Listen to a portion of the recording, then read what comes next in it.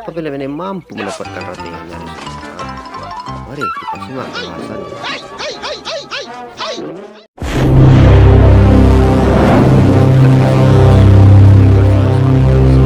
Sukses mengocok perut dari awal perilisannya sampai sekarang. Mengapa film ini mampu mendapatkan pujian dari kritikus film legendaris Roger Ebert dan rating yang nyaris mendekati sempurna? Mari kita bahas.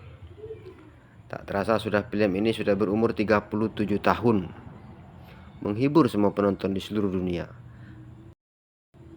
The God Must Be Crazy dirilis di Afrika Selatan pada tahun 1980 oleh Star.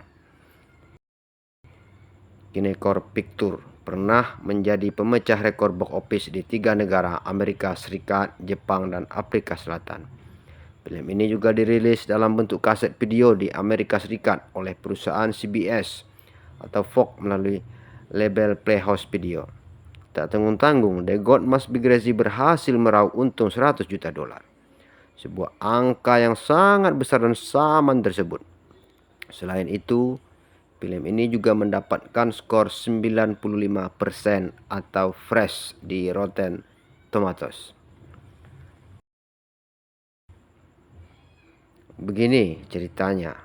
Z adalah seorang anggota suku Basmen yang hidup di pedalaman gurun Kalahari. Suku ini terkenal di kalangan penjelajah karena mampu bertahan hidup di wilayah yang minim sumber airnya.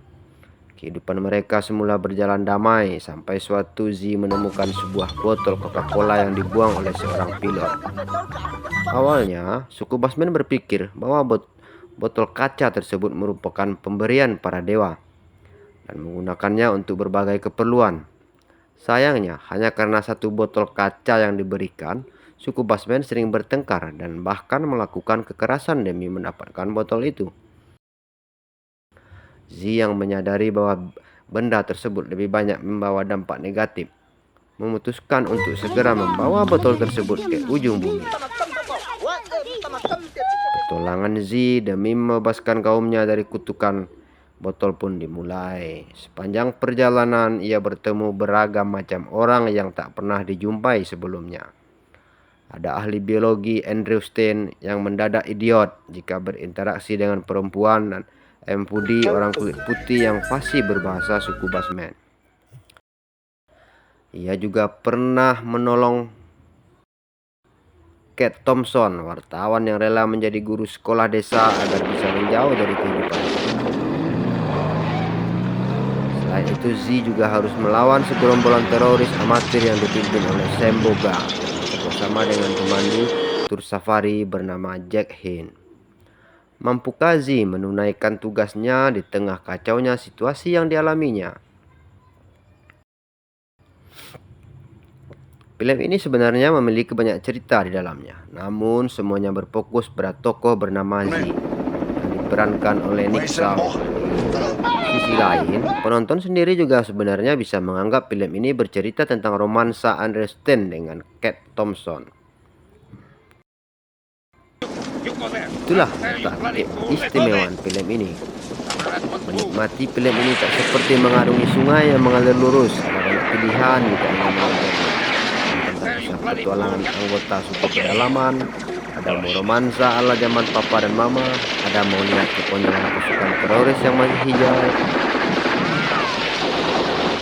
Meski alurnya terkesan sangat ramai, tapi tetap berhasil bersinergi satu sama lain. Semuanya terhubung dalam sebab akibat yang logis dan bisa diterima tanpa kontroversi. Andrew mungkin tak bisa menyatakan cinta pada Kate. Kate bisa saja dibawa pergi oleh Semboga. Karakteritis yang alami. Jika Jamie West tak bertemu dengan Nick Shaw, mungkin film ini tak akan pernah menjadi legenda sepanjang masa. Sebagai anggota asli suku Basmen, Nick Shaw sukses membawa karakter Z dengan natural, meskipun tak memiliki pengalaman akting sedikit pun. Bagaimana dengan Marius, Weyers, dan Sandra Pinslow? Penulis bisa mengatakan akting mereka juga bisa dibilang sangat bagus. Keduanya berhasil membangun momen-momen ala anak muda yang baru saja belajar apa itu cinta, Marius juga dinilai sukses mampu bertindak ala orang yang pintar dan sekaligus bodoh di saat yang sama. Hanya saja, penulis agak sedikit menyayangkan ekspresi pameran anggota pemerintahan yang terkesan gak niat saat tertembak.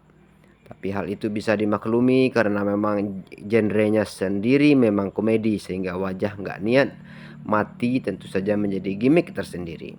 Tapi yang paling membuat penulis berkesan adalah seekor babon yang bisa berakting seolah menuruti perkataan Nick Shaw. Apa sih yang membuat film ini begitu menggelitik?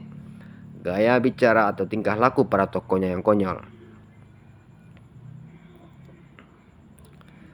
Salah satu karya Jamie Uys ini mampu memadukan antara komedi observasi karakter dan komedi cering dengan sempurna. Kita bisa lihat bagaimana Si dengan polosnya menyikapi kehidupan modern di sekitarnya. Andrews bertatap muka dengan Kate dan memanggil mobilnya dengan sebutan antikristus karena sering membawa sial. Momen-momen kocak yang dipersiapkan dengan memperhitungkan timing yang pas itulah yang menjadi resep khusus andalan Jamie Uys dalam memancing tawa para penontonnya. Hal yang tentu saja sulit ditemukan pada film-film lain dengan genre yang sama. Pelawak boleh, tetap ada pesan moralnya. Meskipun bergenre komedi, The Gods Must Be Crazy juga memiliki sebuah pesan moral yang terkandung di dalamnya. Di filmnya kita bisa belajar bahwa sesungguhnya ukuran sebuah kebahagiaan bukanlah hal itu telah dibuktikan oleh Z dan Kate Thompson. Z sadar botol kaca yang dianggapnya merupakan pemberian dewa hanya akan membawa perpecahan bagi sukunya. Kate sendiri yang merupakan mantan jurnalis juga sadar kehidupannya sebagai guru ternyata lebih membahagiakan daripada hidup di perkotaan yang serba ketat. The God Must Be Crazy merupakan salah satu mahakarya di genre komedi yang tak terlupakan. Pembawaan para karakternya yang terkesan ada yang alami dan ada yang sengaja dibuat gimmick, membuat penonton tak bisa mengakhiri tawanya dari awal sampai akhir. Selain itu, penggambaran suasana khas Afrika seolah juga turut mengajak para penggemarnya untuk berpetualang sejenak melupakan hingar-bingar khas perkotaan. Film ini juga mengajarkan bahwa tak selamanya materi akan membahagiakan.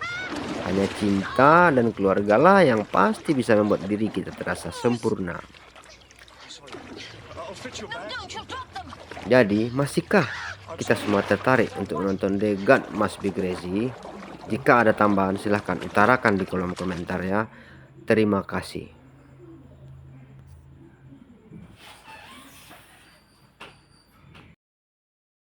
Wabarakatuh. Dan semoga ini semua menjadi hiburan buat kawan-kawan dan semua yang telah mampir ke channel ini. Get away from